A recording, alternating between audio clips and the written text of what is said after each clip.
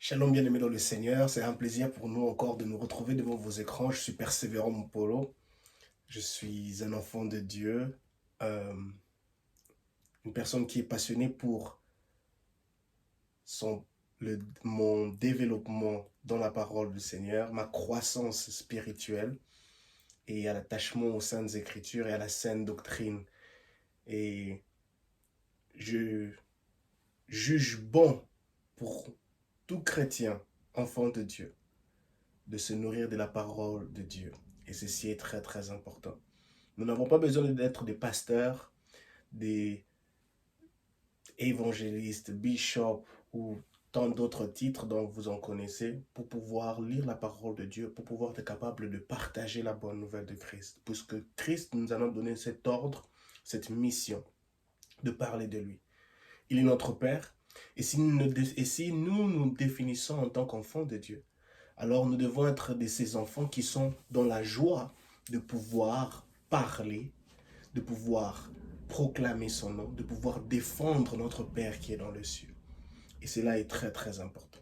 Et je nous en prie, bien-aimés dans le Seigneur, de le faire de tout cœur. Et c'est ce que nous faisons aussi dans toutes nos vidéos, et de pouvoir partager cette parole divine. Nous bénissons le Seigneur et nous croyons fermement que vous vous portez bien par la grâce de Dieu, et à ceux-là qui ne se portent pas bien ou bien qui traversent des moments difficiles, nous prions que la grâce et la faveur, la protection, que le Saint-Esprit, la puissance du Saint-Esprit soit votre partage et vous permettant de sortir de cette période difficile dont vous êtes en train de traverser. Gloire au Seigneur Jésus-Christ. Prions le Seigneur.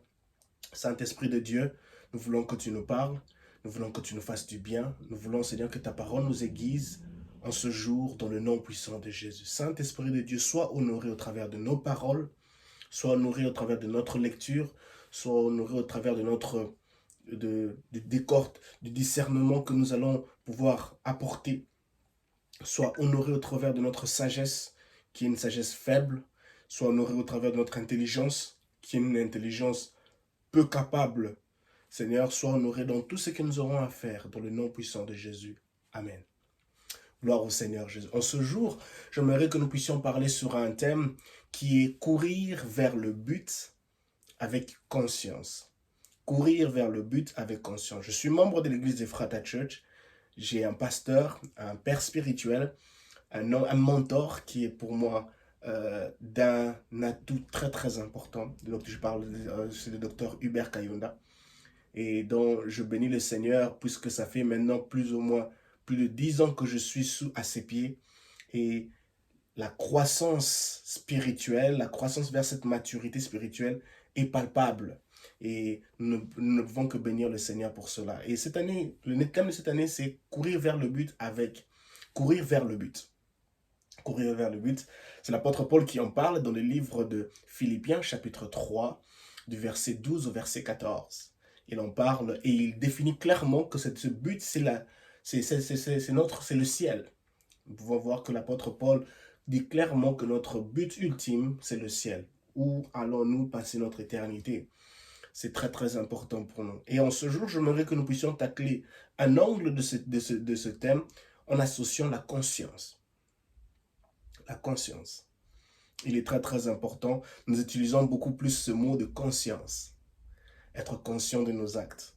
Être conscient de nos actes, c'est-à-dire que avoir cette habilité de reconnaître nos actes, des décisions que nous prenons. Et ça, c'est très important. La conscience. Donc, courir vers le but avec conscience. Courir vers le but avec conscience. Pourquoi courir vers le but avec conscience? Comment courir vers le but avec conscience? Et en ce jour, nous allons lire le livre de Matthieu chapitre 5. Le livre de Matthieu chapitre 5. Sans plus tarder, nous n'allons pas prendre beaucoup de d'autre temps. Matthieu chapitre 5. Mais cette fois-ci, j'ai l'habitude de lire dans la version Semeur. Mais aujourd'hui, j'aimerais que nous puissions lire dans la version Parole vivante, qui est une version que j'aime beaucoup. C'est Alfred Gwen, Parole vivante. La parole de Dieu dit dans le Matthieu chapitre 5, le verset 3, « Heureux ceux qui sont conscients de leur pauvreté spirituelle, car c'est à eux que le royaume des cieux est réservé. » Heureux ceux qui sont conscients de leur pauvreté spirituelle, car c'est à eux que le royaume des cieux est réservé. Dans notre version, on dit heureux ceux qui se reconnaissent spirituellement pauvres, car le royaume des cieux leur appartient. C'est Jésus qui parle. Il se retrouve ici sur une colline et il s'adresse à ses disciples. Il se met à les enseigner. Et la première des choses qui commence dans ces béatitudes, comme on les appelle les béatitudes, la première des choses, il dit heureux ceux qui sont conscients de leur pauvreté spirituelle, car c'est à eux que le royaume des cieux est réservé. Il y a une destination finale. Le royaume des cieux. En tant qu'enfants de Dieu, nous avons pour but, nous voulons nous retrouver dans le royaume des cieux. Nous voulons nous retrouver au ciel. Il y a le ciel et l'enfer. Mais à ceux-là qui reconnaissent Christ, à ceux-là qui ont Christ en eux, à ceux-là qui ont reçu le Seigneur Jésus-Christ comme Seigneur et Sauveur, à ceux-là qui ont fait cette formule du salut dans le livre de Romains chapitre 10, le verset 9 à 10, ils sont maintenant sur cette nouvelle alliance qui, dont Jésus-Christ est le meilleur garant. Le livre de Hébreux chapitre 7, le verset 22 en parle. Maintenant, ils jouissent à cause de leur foi en Christ. Ils sont qualifiés pour se retrouver au ciel. Et ça, c'est très, très important. L'apôtre Paul parle dans le livre de 2 Corinthiens chapitre 5 que là où cette terre n'est qu'une tente. Mais la destination finale, c'est le ciel, où Jésus-Christ, où Dieu est en train de nous préparer cette place éternelle, là où nous allons demeurer. Et ça, c'est très, très important. Et Jésus-Christ dit ici dans ses béatitudes, heureux ceux-là qui seront conscients de leur pauvreté spirituelle, c'est à eux que le royaume des cieux est réservé. Il commence par dire heureux. C'est une tonalité de bonne nouvelle. Une tonalité de quelque chose de meilleur, quelque chose de bien, quelque chose de positif et non de négatif. Il dit heureux ceux-là qui sont conscients de leur pauvreté spirituelle. Il est important pour nous en tant qu'enfants de Dieu que nous puissions être conscients de nos actes. Lorsque vous êtes dans des études, dans le domaine des études, un enfant qui est par exemple dans l'école primaire ou bien secondaire, d'une manière ou d'une autre, il arrive à être conscient de son niveau d'études. Il arrive à être conscient de ses résultats, qu'il ne pourra pas achever tel ou tel autre goal, telle ou telle autre qualification à cause de ses maigres résultats, à cause de ses maigres performances à l'école. Et ceci est très très important. Donc, nous devons être des personnes qui sont conscients de nos actes. L'enfant est conscient, l'enseignant est conscient que cet enfant a besoin d'aide. Cet enfant a besoin de plus d'attention. Cet enfant a besoin de plus de formation. Cet enfant a besoin d'un suivi plus approprié. Pourquoi? Parce qu'il doit chercher à monter de niveau.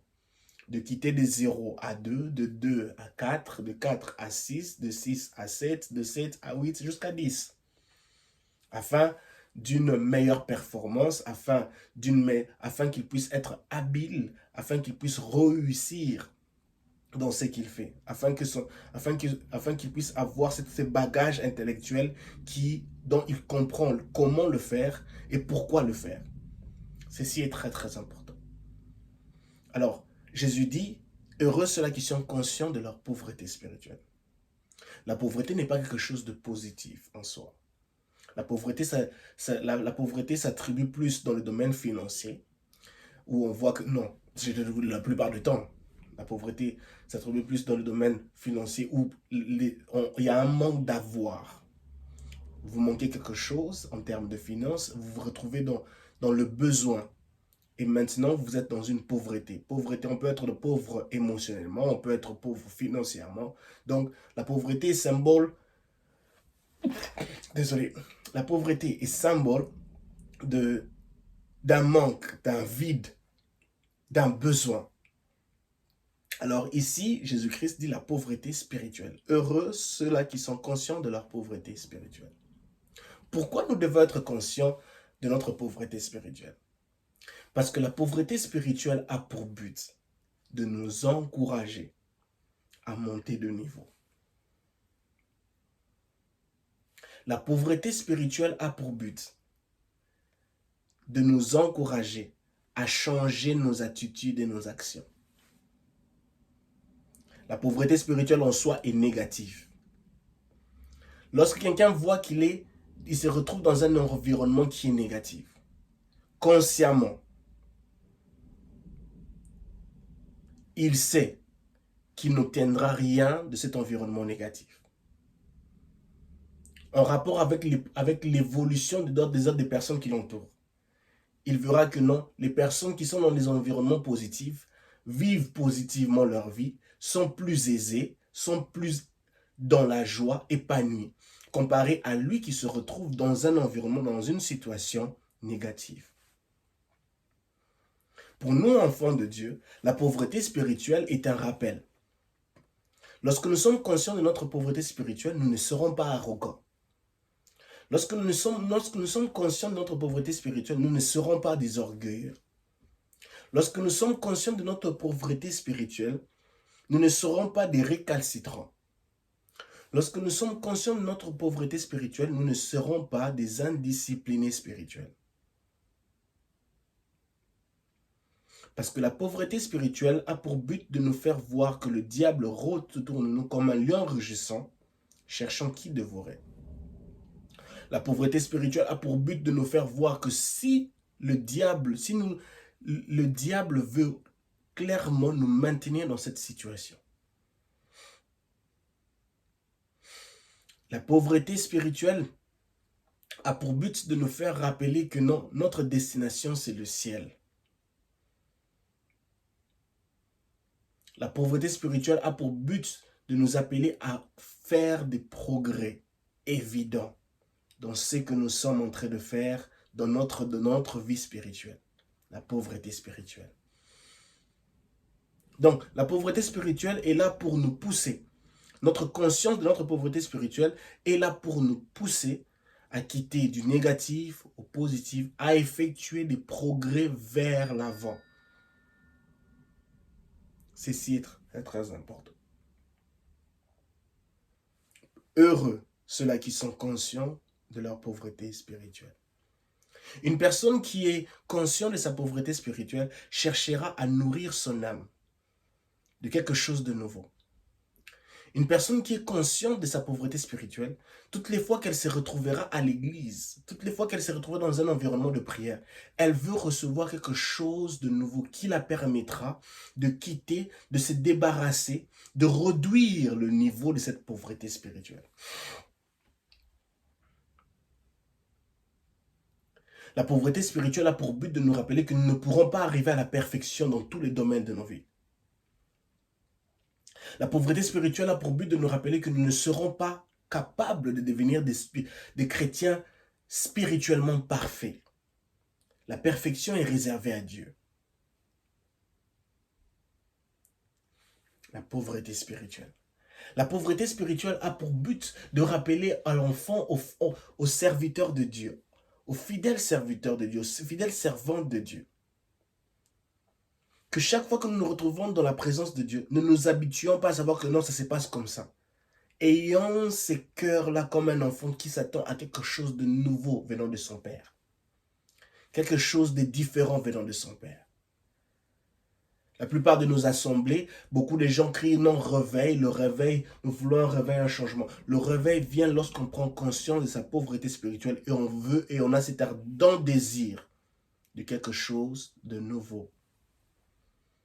Si dans nos assemblées, nous avons des personnes, des membres, 2, 3 membres, plus tous les membres qui ont cette conscience de leur pauvreté spirituelle et qui maintenant s'imprègnent de cette pensée, de cette attitude, qu'à cause de cette pauvreté spirituelle, chaque fois que je m'y rends dans la maison de l'Éternel, j'ai besoin de recevoir quelque chose de nouveau, une fraîche onction, une fraîche connaissance, quelque chose de nouveau, une parole d'encouragement, une parole qui va me pousser encore à lire la parole de Dieu encore plus encore.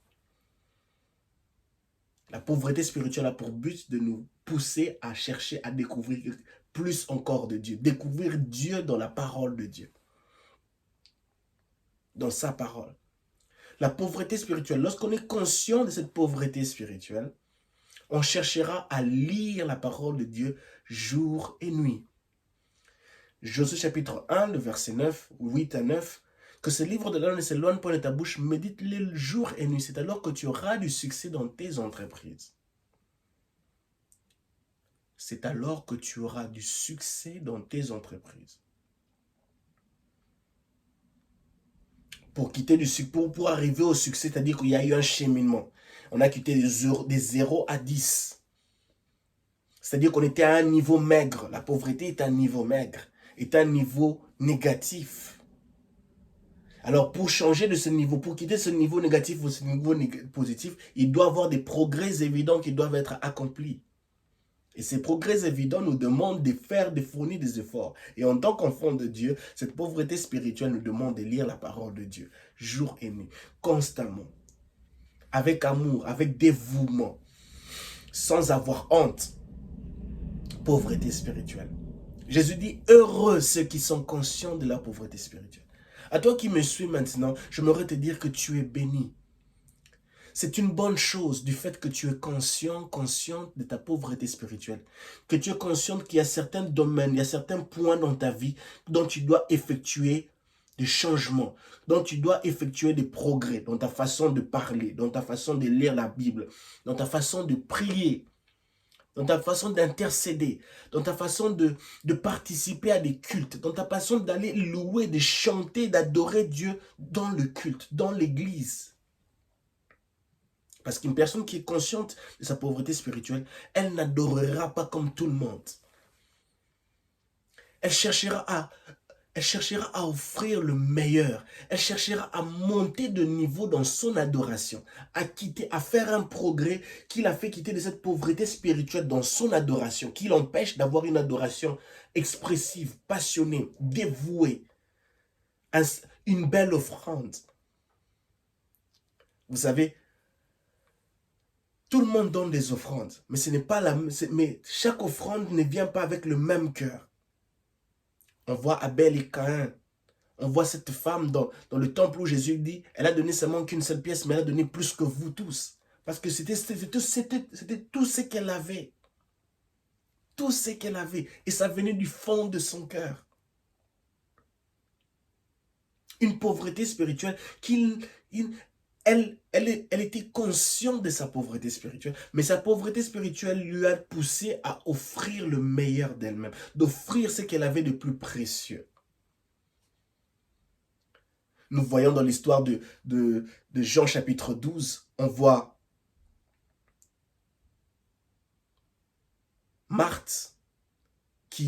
je crois, Marie, dans le livre de Jean chapitre 12, elle donne ce parfum d'albâtre qui coûte extrêmement cher. Elle sait que Jésus ne sera pas toujours là. Même Jésus a dit cela après quand les disciples se plaignaient. Judas disait que l'on pouvait vendre ce parfum. Mais elle a précédé les événements. Elle était consciente de sa pauvreté spirituelle. Nous allons voir des exemples après ceci. Donc il est important pour nous de savoir que nous devons être conscients de notre pauvreté spirituelle. Notre pauvreté spirituelle doit nous pousser à effectuer, à poser des actes vers Dieu, des actes de progrès évidents dans notre développement, dans notre aiguisement, dans notre croissance spirituelle. Heureux ceux qui sont conscients de leur pauvreté spirituelle. Je vous invite à lire le livre de Luc chapitre 18. Luc chapitre 18, c'est le premier exemple que nous allons voir dans ce domaine de la pauvreté spirituelle. Luc chapitre 18. Luc chapitre 18. Le livre de Luc chapitre 18. Gloire à Dieu. Luc chapitre 18 à partir du verset 9 jusqu'au verset 14. C'est le premier exemple que nous allons voir de la conscience de notre pauvreté spirituelle. Pourquoi nous devons être conscients de notre pauvreté spirituelle? Parce que ceci nous permet de courir vers le but. Courir vers le but avec conscience. La Bible dit ceci, il raconta aussi une parabole pour ceux qui étaient convaincus d'être justes et méprisaient les autres. La pauvreté spirituelle, comme je l'ai dit, n'est- la- quand on est conscient d'être pauvre spirituellement, on ne sera pas arrogant. On ne méprisera pas les autres. Lorsque nous sommes conscients de notre pauvreté spirituelle, nous ne serons pas des orgueilleux. Verset 10 dit, deux hommes montèrent au temple pour prier, un pharisien et un collecteur d'impôts. Verset 11, le pharisien debout faisait intérieurement cette prière. Ô Dieu, je te remercie de ne pas être avare, malhonnête et adultère, comme les autres là-bas. Verset 12, moi je jeûne 2 jours par semaine, je donne 10% de tous mes revenus. Le collecteur d'impôts s'est tenu dans un coin retiré et n'osait même pas lever les yeux au ciel. Mais il s'est frappé la poitrine et murmuré, ô Dieu, aie pitié du pécheur que je suis. Verset 14, je vous l'assure, c'est ce dernier et non pas l'autre qui est rentré chez lui, déclaré juste par Dieu. Car celui qui s'élève sera abaissé, celui qui s'abaisse sera élevé. Quelle merveilleuse parabole racontée par Jésus-Christ. Luc chapitre 18, le verset 9 à 14. Pauvreté spirituelle. La pauvreté spirituelle nous encouragera à ne pas s'élever soi-même, à ne pas s'enorgueillir, à ne pas rabaisser les autres, à ne pas être arrogant, à ne pas être récalcitrant, à ne pas être des indisciplinés spirituels. On voit dans cette histoire un pharisien, quelqu'un qui a un niveau élevé dans la société, en termes de religion. Il connaît beaucoup dans l'église, dans le temple, il a des responsabilités. C'est un cadre administratif, si on peut le donner un exemple comme cela. C'est un intercesseur, c'est un évangéliste, c'est un prédicateur. C'est une personne haut placée spirituellement, pleine de spiritualité. Mais malheureusement, ce pharisien n'est pas conscient de sa pauvreté spirituelle. Bien-aimé dans le Seigneur, lorsqu'on n'est pas conscient de notre pauvreté spirituelle, on se dirige tout droit vers la décadence, tout droit vers l'échec, tout droit vers la perdition, tout droit vers la méchanceté, tout droit vers ce que Dieu n'aime pas. Ceci est très très important. Que Dieu nous aide à ne pas être des pauvres, à ne pas tomber, à ne pas être de ceux-là qui refusent d'être conscients de leur pauvreté spirituelle. Pharisiens, personnes élevées en dignité dans la société, connaissant les Écritures, connaissant la loi par cœur, ayant des rôles dans la société, mais malheureusement, inconscient de sa pauvreté spirituelle. Il dit clairement ici, je te remercie pas de ne pas être avare, malhonnête et adultère. Mais au contraire, au fait, c'est lui-même qui, il met de côté ce dont il est lui-même. Et il fait cette prière. Combien dangereuse est cette prière? Combien arrogante est cette prière? Combien orgueilleuse est cette prière? Il dit, je ne suis pas avare, je ne suis pas malhonnête, je ne suis pas adultère. Bien évidemment, c'était des personnes qui avaient un style de vie bien dirigé. Il y avait plusieurs choses qu'ils ne faisaient pas. Ils marchaient selon la loi de Moïse. Ils faisaient les choses en accord avec la loi de Moïse.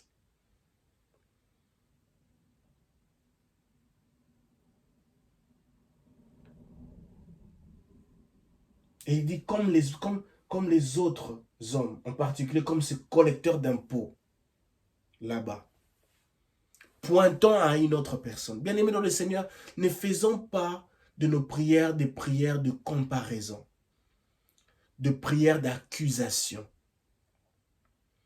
de prières de justification par rapport à d'autres personnes. Et même quand nous amenons un problème devant Dieu, que cette prière ne soit pas une prière où nous cherchons à nous justifier par rapport à d'autres personnes. Non. Dieu connaît tout ce dont nous traversons.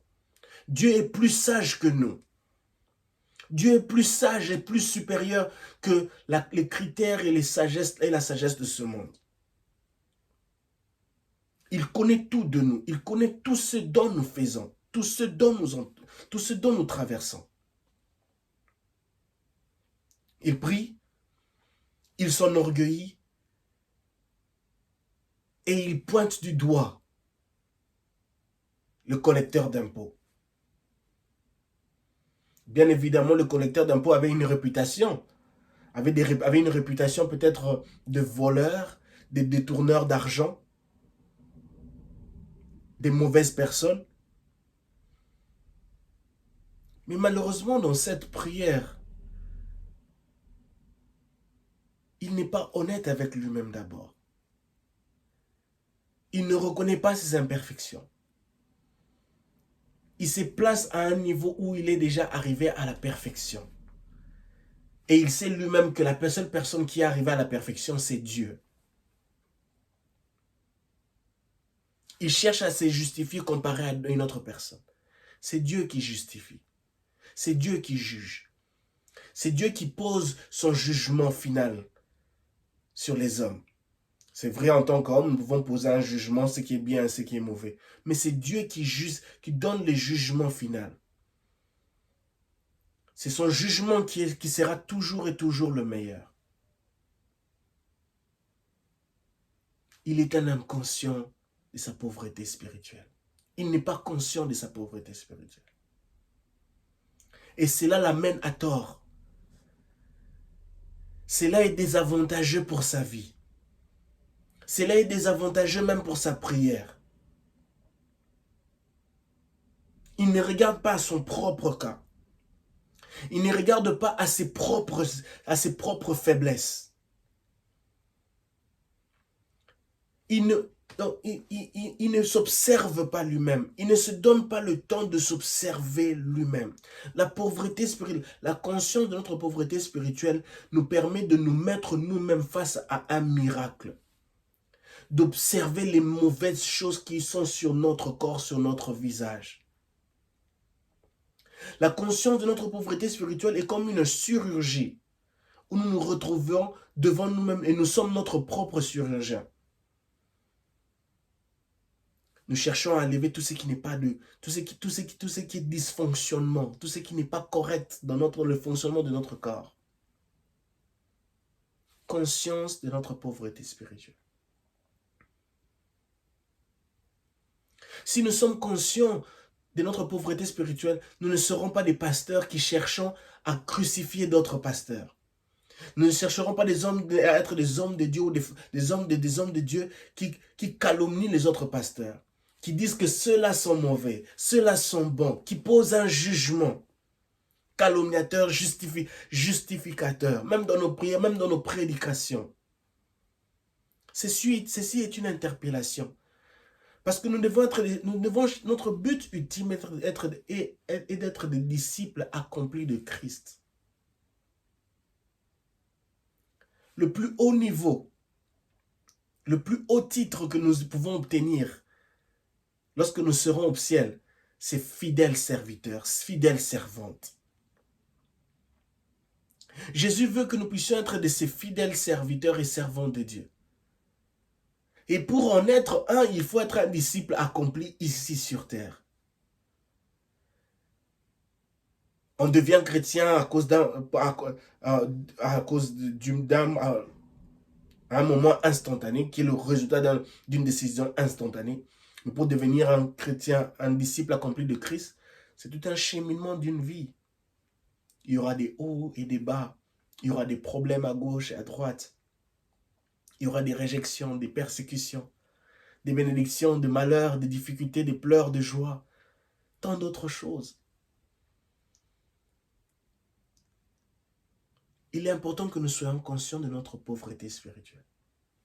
Dans ce même passage, on voit la deuxième partie. Le verset 12, d'abord, il dit, moi je jeûne 2 jours par semaine, je donne 10% de tous mes revenus. Il se base plus sur ses actions. Il y a tellement d'arrogance dans cette prière.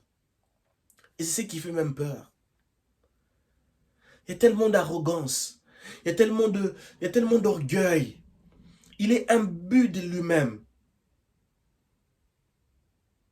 Bien-aimé dans le Seigneur, quand tu es conscient de ta pauvreté spirituelle, tu ne tomberas pas dans cette maladie de ce pharisien.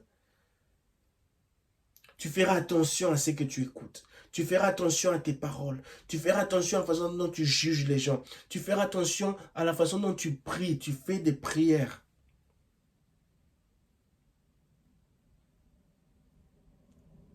Tes dîmes et tes offrandes n'ajoutent rien à la grandeur de Dieu.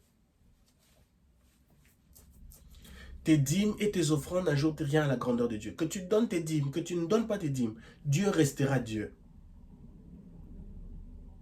Tu le fais parce que tu veux obéir à la parole de Dieu, parce que ça fait partie des demandes, parce que ça fait partie des obligations, parce que ça fait partie des choses qu'un disciple accompli de Christ doit faire. Offrir à Dieu une offrande. Offrir à Dieu quelque chose qui aidera à ce que l'avancement de l'œuvre de Dieu prenne place, se réalise. Et ceci est très très important, bien-aimés dans le Seigneur. Nos offrandes, nos dîmes, n'ajoutent rien à la gloire de Dieu. Nous le faisons par obéissance.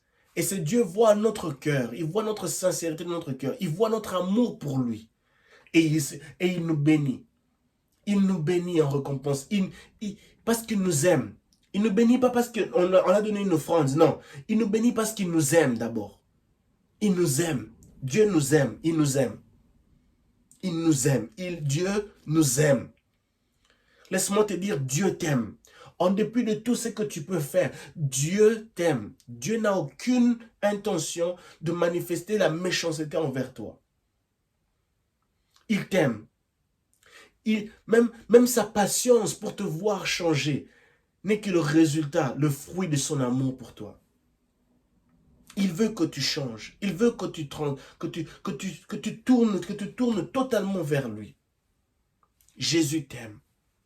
Il t'aime pour de vrai. Le verset 13 dit, le collecteur d'impôts se tenait dans un coin retiré et n'osait même pas lever les yeux au ciel. Mais il s'est frappé la poitrine et murmuré, « Oh Dieu, aie pitié du pécheur que je suis. » Il est conscient de sa pauvreté spirituelle. Bien-aimés dans le Seigneur, soyons conscients de notre pauvreté spirituelle.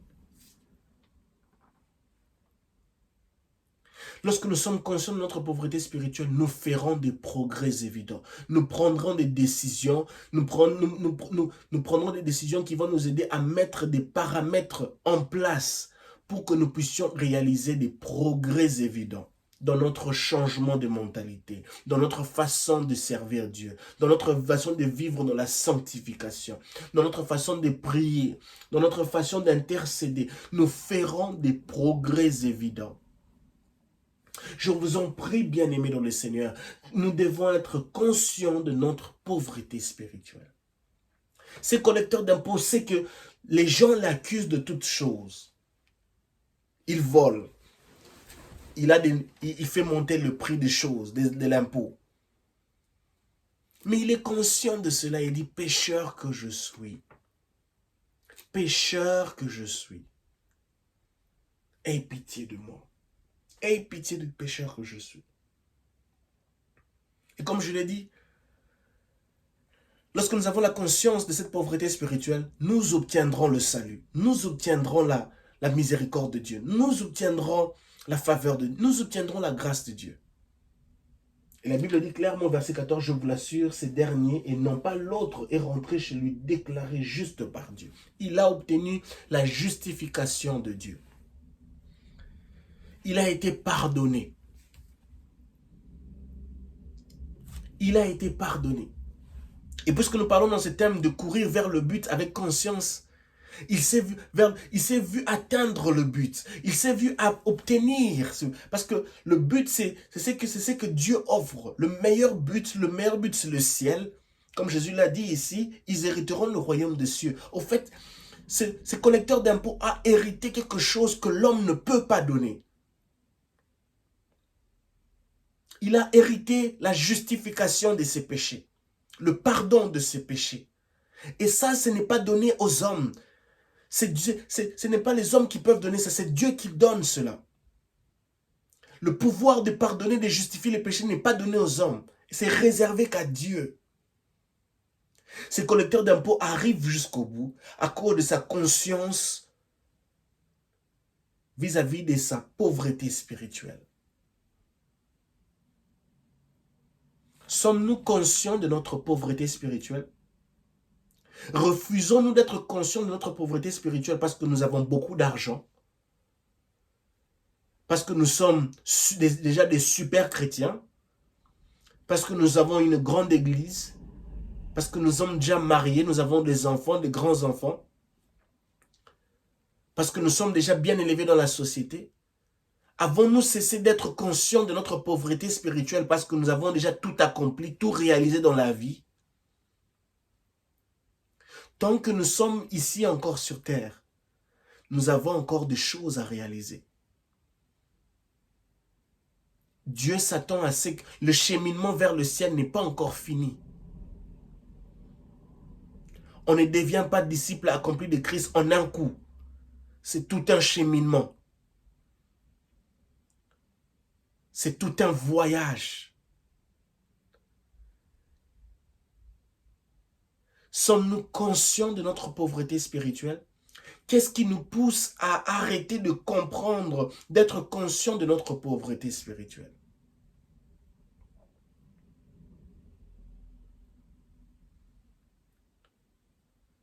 Nous devons prendre conscience de cela. Ceci doit s'imprégner dans nos pensées, que je ne peux pas me permettre de cesser de croire, de stopper, d'être conscient de la parole de Dieu. D'être conscient de ma pauvreté spirituelle. La deuxième histoire, se trouve dans le livre de Luc, au chapitre... Nous sommes dans le livre de Luc, au chapitre 23. Là, Jésus est déjà cloué à la croix de Golgotha. Nous allons lire à partir du verset 39. Luc chapitre 23, verset 39. La Bible dit ceci. L'un des deux criminels attachés à une croix l'insultait en disant « N'es-tu pas le Messie? Alors sauve-toi toi-même et nous avec. » Verset 40. Mais l'autre lui fit des reproches en disant « Tu n'as donc aucune crainte de Dieu.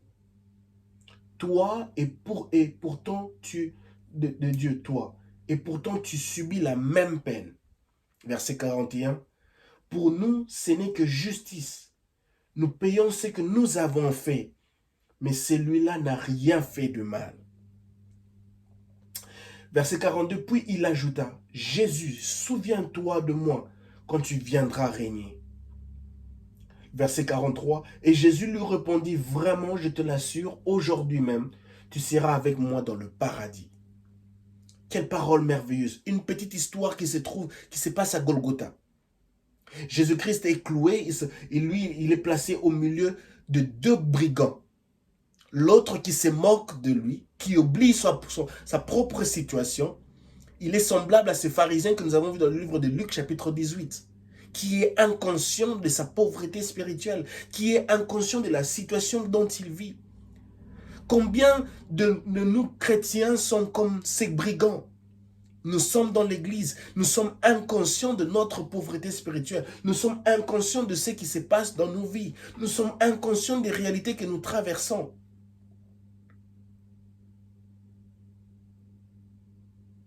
Ils se moquent de Jésus-Christ, ils se moquent de sa situation. Ils ne se rendent pas compte que ce monsieur a fait des miracles.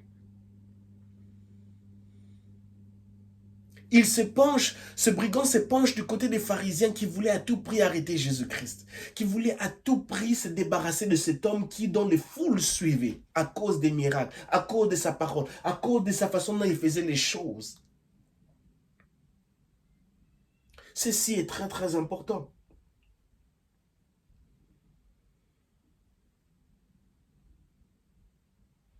L'autre brigand, il dit, nous sommes ici parce que nous payons le prix de ce que nous avons fait. Mais cet homme-là, il est innocent. Il reconnaît. La première chose dont il reconnaît qui est Jésus. Si nous sommes des personnes qui sont conscientes de notre pauvreté spirituelle, nous allons reconnaître qui est Dieu.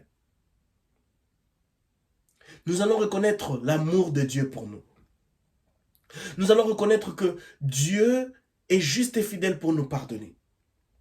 Nous allons reconnaître que Dieu est plein d'amour et il use de patience pour nous voir changer, quitter des 0 à 10, de faire des progrès évidents dans notre changement, dans notre façon de voir les choses, dans notre façon de nous comporter, d'aimer, de pardonner, de faire plusieurs choses qui définissent un disciple accompli de Christ. Il reconnaît la suprématie de Christ. Il reconnaît qui est Jésus. Et au verset 42, il dit, Jésus, souviens-toi de moi quand tu viendras régner. Il sait qu'il est pécheur. Et pour qu'il arrive à dire, souviens-toi de moi quand tu viendras régner, c'est-à-dire qu'il a entendu parler de ce que Jésus disait, qu'il reviendra. Il savait que ce Jésus n'était pas le nom, c'était quelqu'un de différent, c'était le Messie. D'une manière ou d'une autre, ce brigand a dû entendre, a dû écouter une parole de Jésus-Christ, a dû écouter une parole de Jésus-Christ qui lui a été transmise par une personne dont il a dû écouter ça. Et il a dit, quand tu reviendras, souviens-toi de moi quand tu reviendras. Il était conscient que cet homme est le Fils de Dieu. C'est que cet homme est en train de vivre maintenant, c'est rien que l'accomplissement des prophéties, de ces paroles qu'il disait, qu'il racontait partout là où il allait.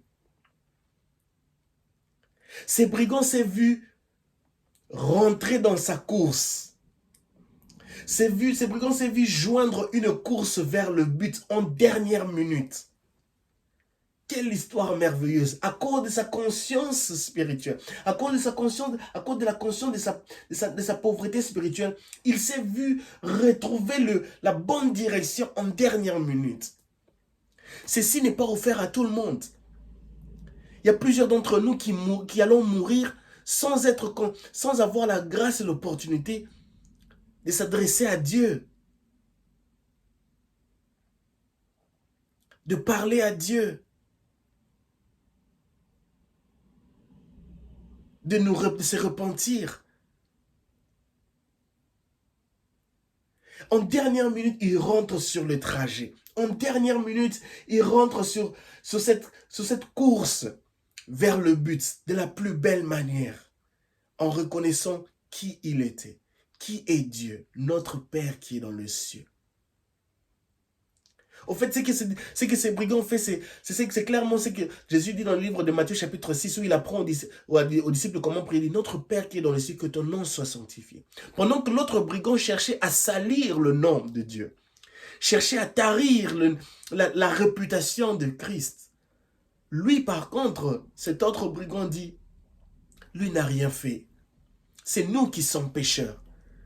En autre terme, il dit que ton nom soit sanctifié. Oh Seigneur. Lorsque nous sommes conscients de notre pauvreté spirituelle, nous chercherons à sanctifier le nom de Dieu dans tout ce que nous faisons.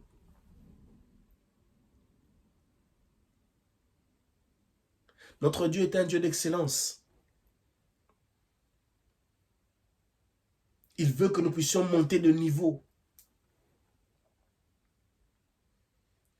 Et en dernière minute, ces brigands se voient monter de niveau. Quitter de la méchanceté, de la pauvreté, du ténèbre à la lumière. Il dit, souviens-toi de moi. Il reconnaît qu'il est pécheur. Et verset 43, Jésus dit, vraiment je te l'assure, aujourd'hui même, tu seras avec moi dans le paradis. Une conscience, la conscience de sa pauvreté spirituelle lui offre une place. Lui offre une place dans le paradis. C'est dont l'apôtre Paul dit dans le livre de Philippiens chapitre 3, le verset 12 à 14, que nous courons vers le but. Ce but-là, c'est le ciel. Il en parle dans le livre de 2 Corinthiens chapitre 5. De notre destination finale, c'est le ciel. Ce brigand se voit accéder au ciel à cause de sa conscience, à cause de sa conscience vis-à-vis de sa pauvreté spirituelle.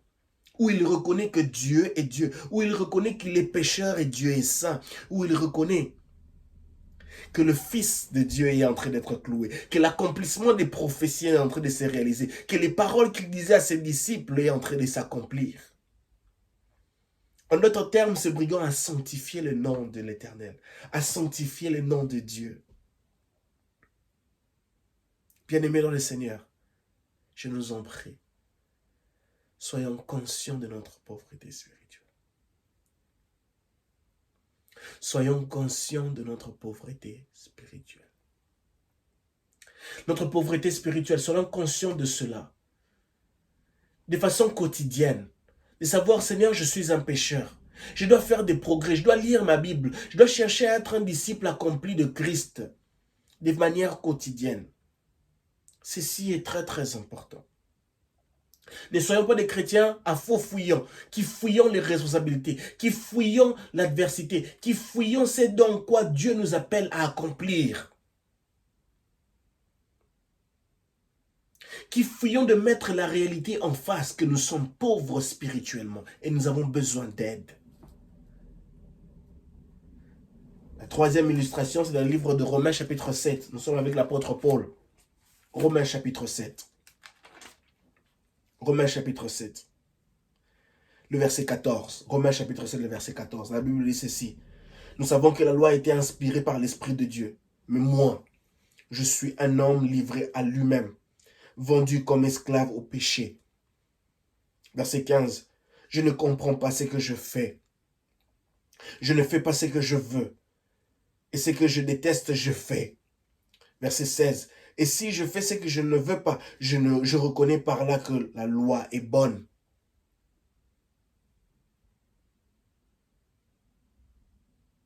Verset 17. En réalité, ce n'est plus moi qui le fais, mais c'est le péché qui habite en moi.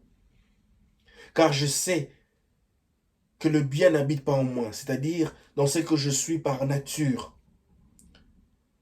Vouloir le bien est à ma portée, mais non l'accomplir.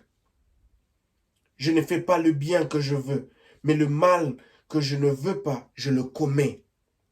Si donc je fais ce que je ne veux pas, ce n'est plus moi qui le fais, mais c'est le péché qui habite en moi.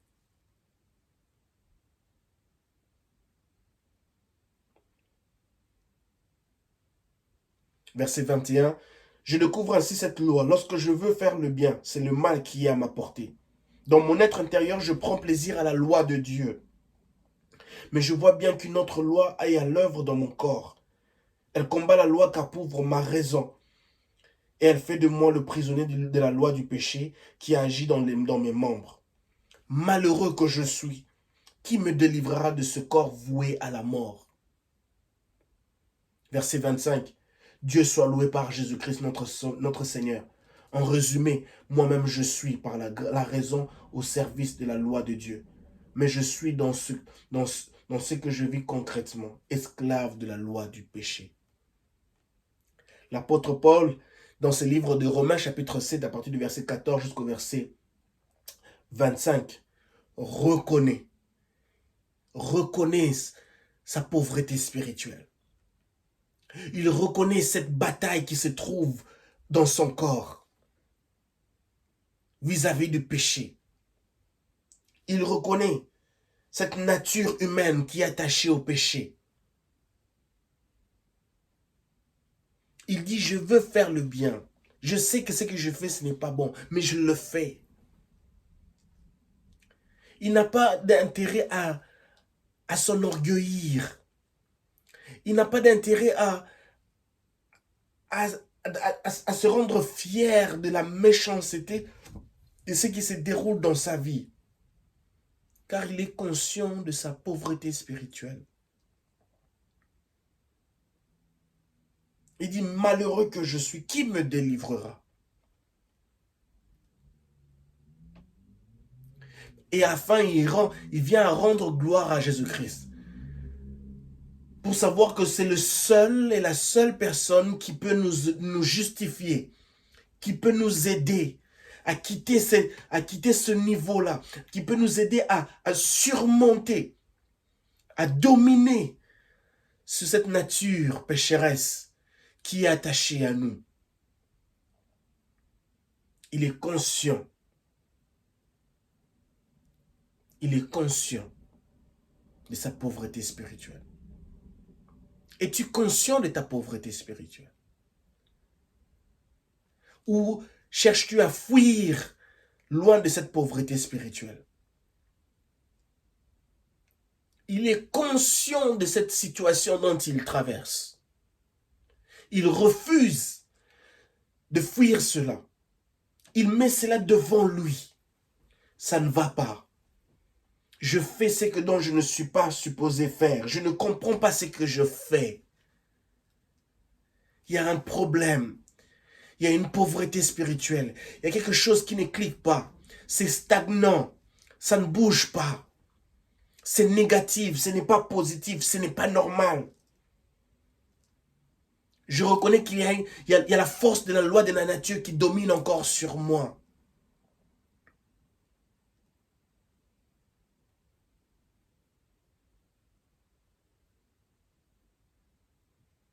Conscient de sa pauvreté spirituelle.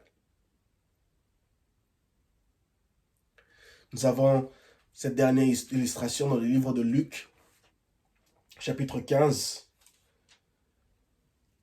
Le fils prodige.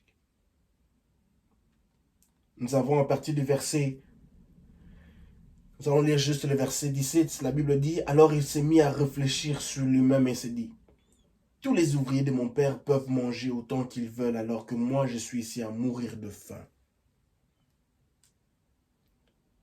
Jésus raconte cette parabole où un des fils décide d'obtenir son héritage. Et malheureusement, il prend son héritage, il va dans un pays lointain, il gaspille sa fortune en menant une grande vie. En vivant dans la débauche, en vivant dans des choses mauvaises. Et il se voit tarir. Et c'est alors qu'il prend conscience qu'il avait pris la mauvaise décision. Il prend conscience de sa pauvreté spirituelle. Dans cette illustration, il prend conscience de sa pauvreté financière. Il prend conscience de sa pauvreté sociale, économique.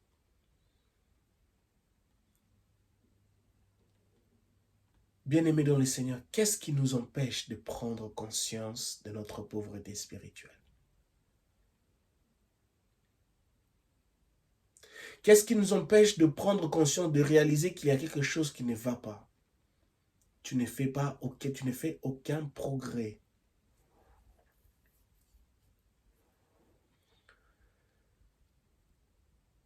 Nous sommes tous appelés à être des disciples accomplis de Christ. Nous sommes chrétiens et nous devons effectuer ce cheminement vers le ciel. Mais je nous en prie, bien-aimés. Je nous en prie. Soyons conscients de notre pauvreté spirituelle. Avant que le diable, avant qu'il ne soit trop tard.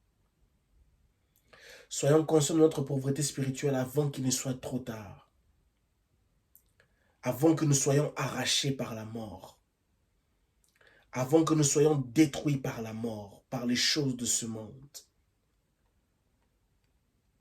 Avant que le diable puisse nous saccager comme jamais auparavant. Soyons conscients de notre pauvreté spirituelle. Il y a une récompense qui nous est attachée derrière cela. C'est le ciel. Soyons conscients de notre pauvreté spirituelle. Il y a une récompense qui est attachée à cela. C'est le ciel. Dieu veut que nous puissions effectuer des progrès dans notre cheminement vers le ciel. Dans notre vie de chrétiens, de disciples accomplis de Christ.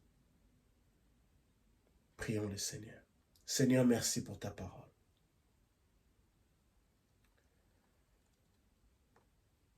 J'ai utilisé mes faibles mots, mes faibles compréhensions.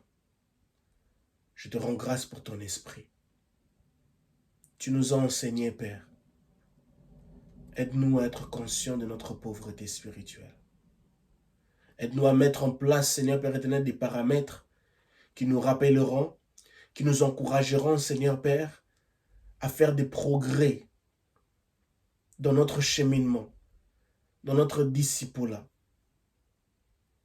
dans notre désir d'être des disciples accomplis de Christ, te représentant, t'aimant, te servant, t'honorant dans notre service, dans notre amour pour toi. Change-nous, transforme-nous.